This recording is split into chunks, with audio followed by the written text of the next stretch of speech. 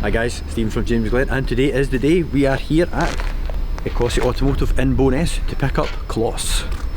So let's go and speak to Matt and find out where we're at with things before we hit the road.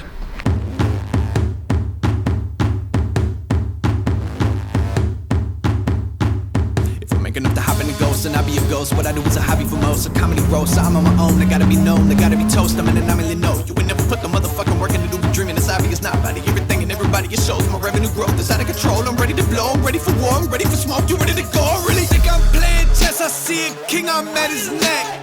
I'm 3 steps ahead of every move. Now that's a check. Yes. Hello. Hello.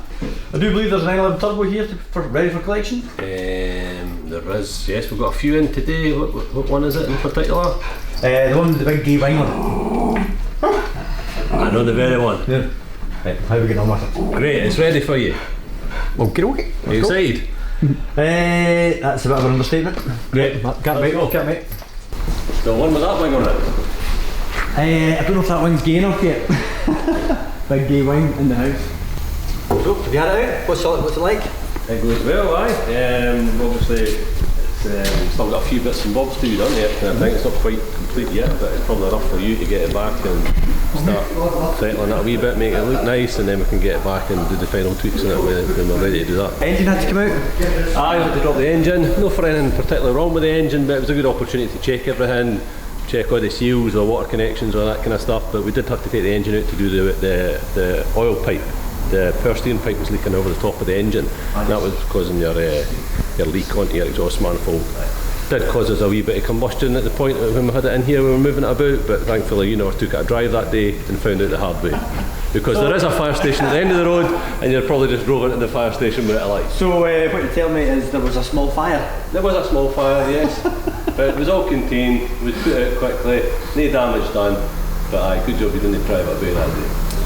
This is why I look for this guy's advice. If it was me, I would have been going down the road in a ball of fire with one door attached. So thankfully, between the two of us, there's someone with common sense. So I would just give it a wee check over. We've reattached things like under trays and all that kind of stuff that were kind of sagging a wee bit, but never found any big bad surprises or anything like that. Had a wee problem with your slave cylinder on your clutch when we put it back together, so we've sorted that out. But aye, it's certainly got a lot of potential. It seems to be going well.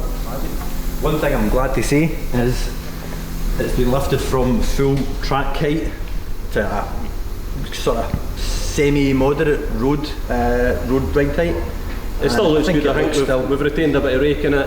It should be drivable. You should be able to. Yeah, is that lifted a wee bit at the back so that the brakes? It was about 20 mile around we've lifted it, so it's riding great and it'll be usable. Aye. Still looks like there's a fair bit of negative camber on there. There is, aye.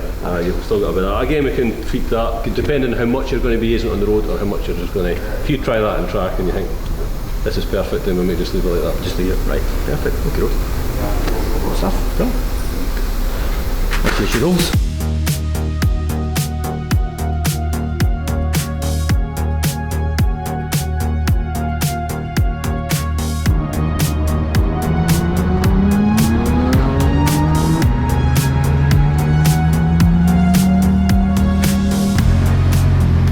I've managed to put the harness on back to front and now I can't get it off.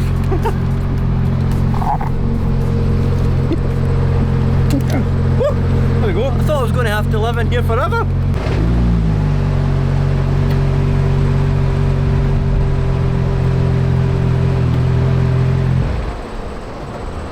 So on part throttle, it's got a so you constantly think it's going to run out of petrol.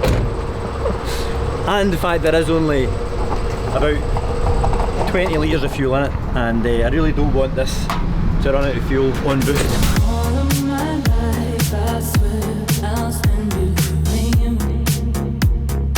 These seats have got to go. Even tall leather interior leather, going to reinstate the electric memory seats. Sorry, we only managed 97 today.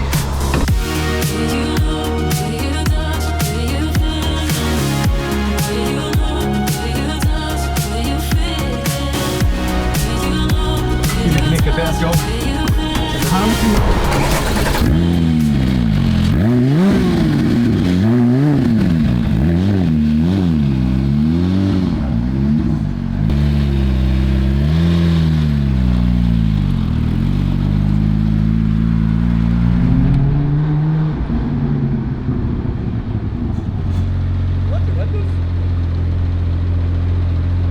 So I've calmed down a bit now, and the hands aren't shaking, and I can try and speak a wee bit more. Is it subjectively? Subjectively or objectively? Objectively. Road manners are actually really, really good. The clutch is manageable. Shifter's lovely, but that's probably something to do with the 997 shifter cables. It's not as harsh on the road, to be honest. I was expecting it to be heavier and lumpier, but it's not. Expected kind of clunking from the front suspension, but that's because of the motorsport style shockers that are on it. I had a set of Penske's on my old ISF that done exactly the same. The way the boost comes on is like a wall of torque, and even with no traction control, it puts the power down really, really, really well. I find the winged seats are absolutely brutal on the road because you can't see out at a junction, so that's a wee bit of an issue. But at the end of the day, its main function isn't as a road car, it's just supposed to function on the road to get you to the track. Still got the aircon to fix. Need to lower the seat because I feel like I'm sitting on a bar stool. Need to replace the back window because it's like trying to look out a toilet window. Can't see out. But apart from that, so far so good. Yeah. Thank God.